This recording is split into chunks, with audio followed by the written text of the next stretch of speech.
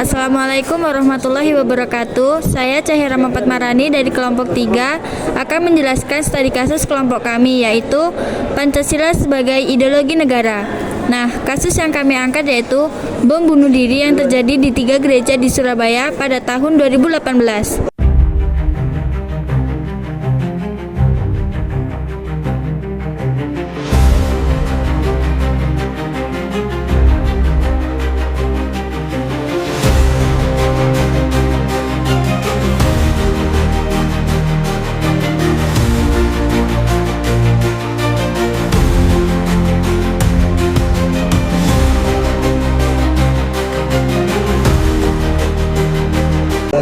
Bom bunuh diri yang terjadi di Surabaya terjadi di Gereja Santa Maria pada jam 7.30 di Jalan Ngagel Madia Utara, Surabaya.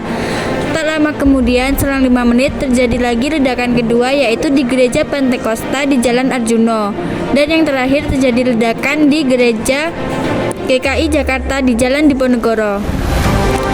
Bom bunuh diri ini menewaskan 4 orang yang terjadi di Gereja Santa Maria, dan di Gereja Pantekosta menewaskan 2 orang, dan yang terakhir di Gereja GKI Jakarta menewaskan 2 orang. Pelaku bom bunuh diri di Gereja Santa Maria yang tak bercelah adalah YF dan FH. Sedangkan pelaku bom bunuh diri di Gereja Kristen Indonesia, tepatnya di Jalan Diponegoro, adalah Puji bersama temannya, yaitu FS dan PR. Sedangkan Dita menjadi pelaku tunggal bom bunuh diri di sebuah mobil. Polisi berkata, pelaku teror di Surabaya dan orang-orang yang ditangkap di Sidoarjo terkait JAD. JAD disebutkan merupakan pendukung utama ISIS di Indonesia. Dita disebutkan terkait dengan ISIS tersebut. Terjadinya aksi bom bunuh diri di 3 gereja di Surabaya ini dianggap sebagai penyimpangan terhadap ideologi Pancasila. Alasannya adalah tindakan ini bertentangan dengan beberapa sila dalam Pancasila, terutama dalam sila pertama, yaitu ketuhanan yang Maha Esa, sila kedua, kemanusiaan yang adil dan beradab, dan sila ketiga, persatuan Indonesia. Sila pertama mengundang kita untuk percaya dan menyembah Tuhan Yang Maha Esa dengan agama dan kepercayaan masing-masing. Tindakan bom bunuh diri dan mengatasnamakan agama justru mencederai nilai-nilai ketuhanan, karena menghilangkan nyawa manusia yang merupakan ciptaan Tuhan. Sila kedua menekankan kita untuk pentingnya sikap kemanusiaan yang adil dan beradab. Tindakan bunuh diri justru bertentangan dengan nilai kemanusiaan karena menghilangkan nyawa manusia secara brutal dan tidak manusiawi. Selain itu, tindakan ini juga menciptakan rasa takut dan ketidakamanan untuk masyarakat yang bertentangan dengan sila ketiga, yaitu nilai persatuan dan kerukunan yang diajarkan dalam Pancasila. Itu tadi adalah penjelasan dari kelompok kami mengenai studi kasus yang kami angkat tentang Pancasila sebagai ideologi negara. Nah, dari kasus tersebut juga dianggap sebagai penyimpangan terhadap ideologi negara. Nah, terus apa nih tanggapan generasi muda terhadap kasus tersebut, dan juga apakah generasi muda mengetahui mengenai Pancasila sebagai ideologi negara? Baiklah, di sini kami akan mencari narasumber untuk kami wawancarai mengenai studi kasus yang telah kami angkat. Dan juga tentang apakah generasi muda tersebut tahu mengenai Pancasila sebagai ideologi negara dan juga penyimpangan-penyimpangan yang ada di dalamnya.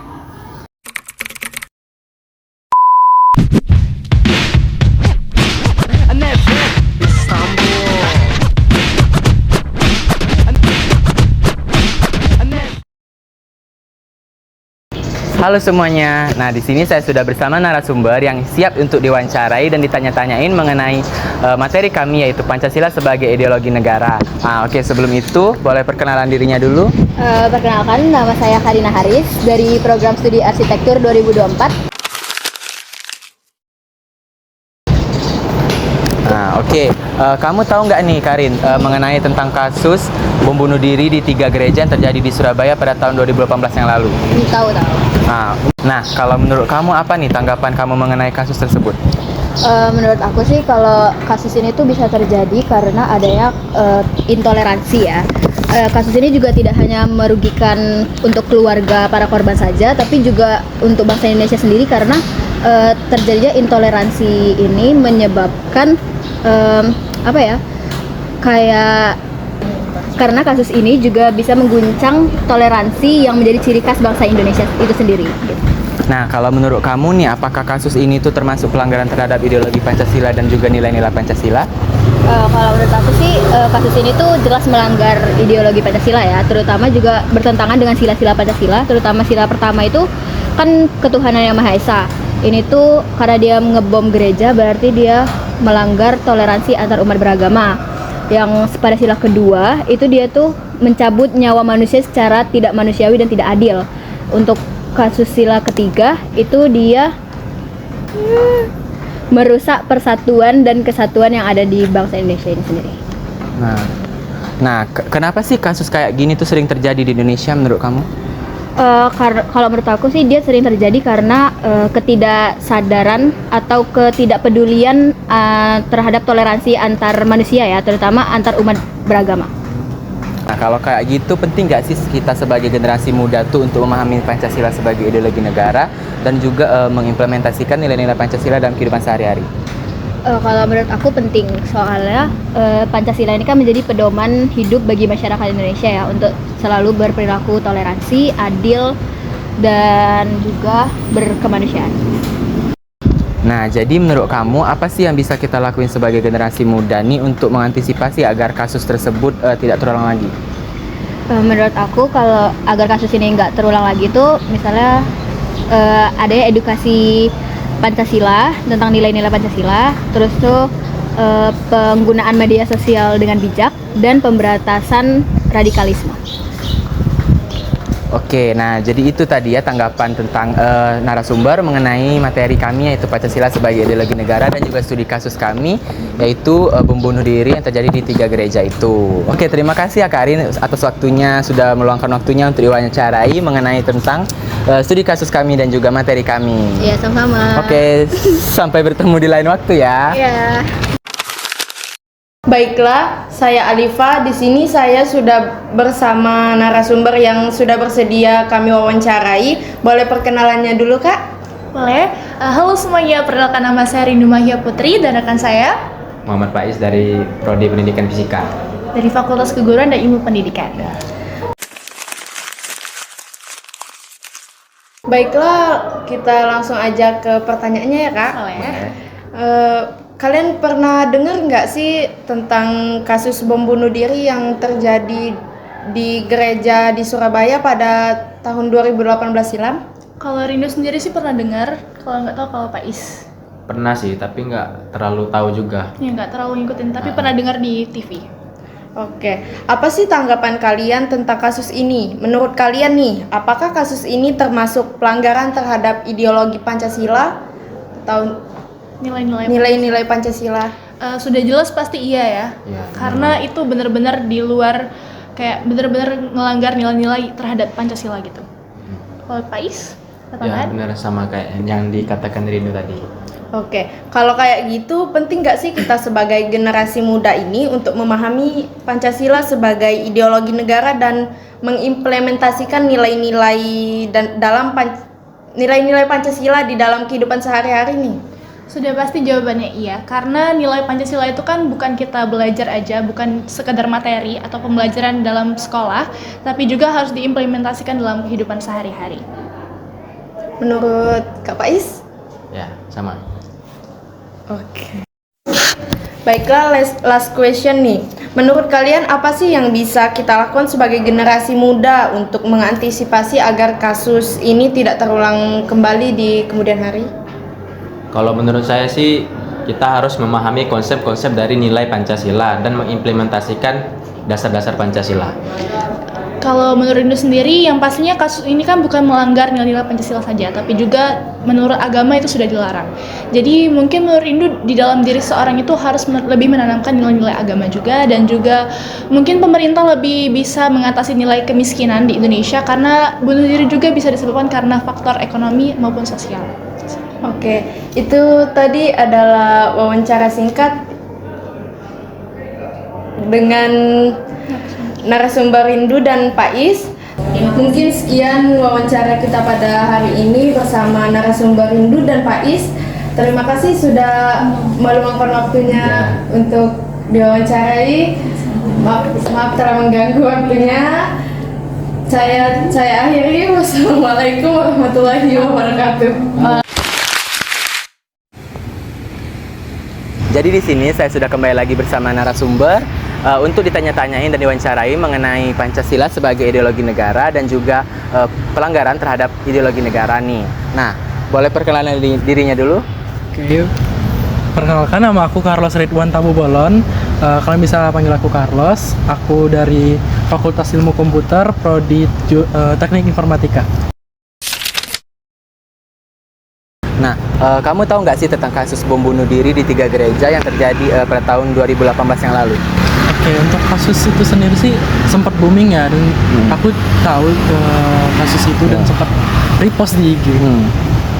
Menurut kamu, apakah kasus ini tuh termasuk pelanggaran terhadap ideologi Pancasila dan juga sila-sila dalam Pancasila? Tentu itu sangat melanggar sekali. Kenapa? Karena yang kita tahu ya, dari sila pertama Pancasila itu persatuan, ketuhanan yang Maha Esa, maaf ya, ketuhanan yang Maha Esa, itu kan berarti kita tuh saling menghargai, saling menghormati antar umat beragama.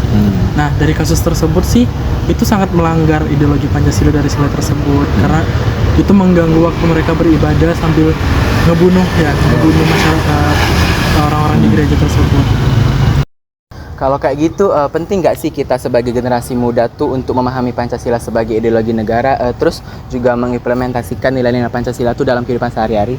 Kalau menurut saya pribadi sih itu sangat penting ya, untuk agar kehidupan ke depan itu makin rukun, makin damai. Kalau kamu sendiri tuh mengimplementasikan nilai-nilai Pancasila dalam kehidupan sehari-hari tuh kayak gimana sih? Oke, untuk itu saya sendiri sih sebagai itu pendapat pribadi ya.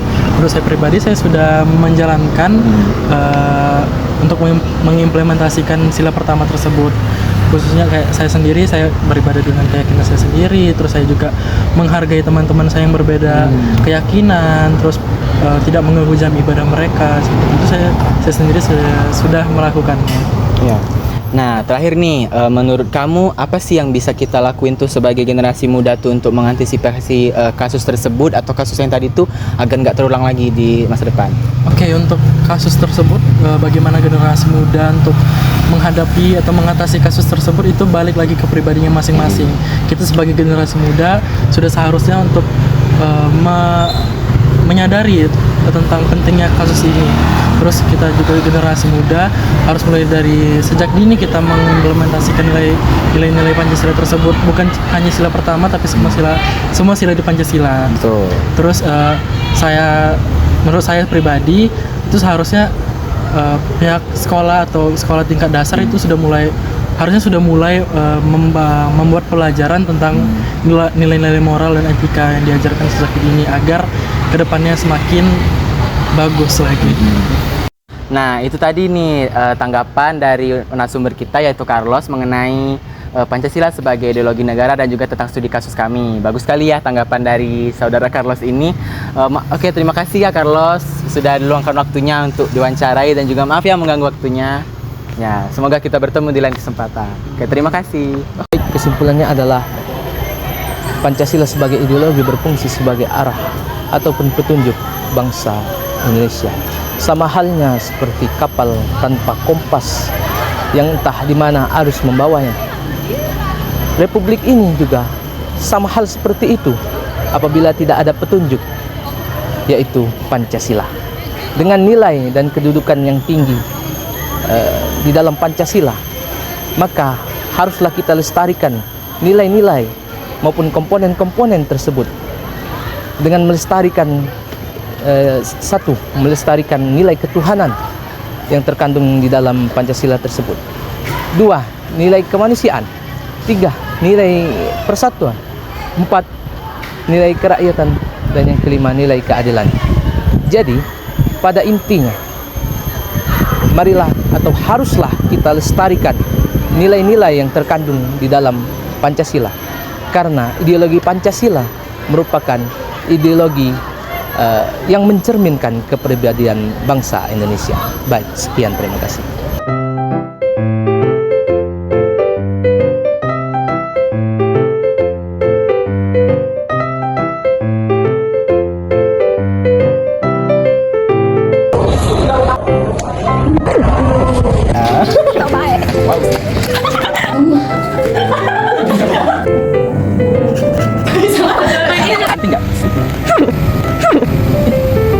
Jangan